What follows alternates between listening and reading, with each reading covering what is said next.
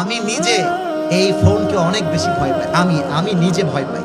তা আমি কি করি, আমি আমার ওয়াজের শিট তৈরি করেছি। শিট মানে হচ্ছে কাগজে লিখে লিখে, কোথাও 10 পৃষ্ঠা, কোথাও 5 পৃষ্ঠা, কোথাও 7 পৃষ্ঠা, যেমন ওয়াজ তেমন লেখা তেমন পৃষ্ঠা। আমার একটা ঘাড় ব্যাগ আছে, স্কুলে ঘাড় ব্যাগ থাকে না, ওই ঘাড় ব্যাগ। আমি ফোনটাকে কি করি, আমার বাড়ি কেউ জানে না, এটা ডয়ারে ঢুকাই, তালা মেরে দেয়, যেন মন চাইলেও আমি মোবাইলটা না ধরি। এবং আমার চাবিটা এমন জায়গায় রাখি যেখান থেকে বের করাও আর একটা, বের করতেও মন চাইলে বের করবো না, দেখতে চাইলেও দেখবো না। আমি কি করি, সোজা খাতা কলম বই এই সমস্ত পৃষ্ঠা নিয়ে সোজা গোরস্থান। কোথায় গোরস্থান? বলে সবাই কোথায়? গোরস্থানে গিয়ে চুপচাপ বসে বসে পড়ি, কোন আয়াতের কোন তাফসির, কোথায় কোন ব্যাখ্যা, কোথায় কোন ঘটনা, কোথায় কোন হাদিস, কোথায় আয়াত, কোথায় তর্জমা, কোথায় উর্দু কবিতা আছে, এগুলোকে মেমোরাইজ করি, প্র্যাকটিস করি।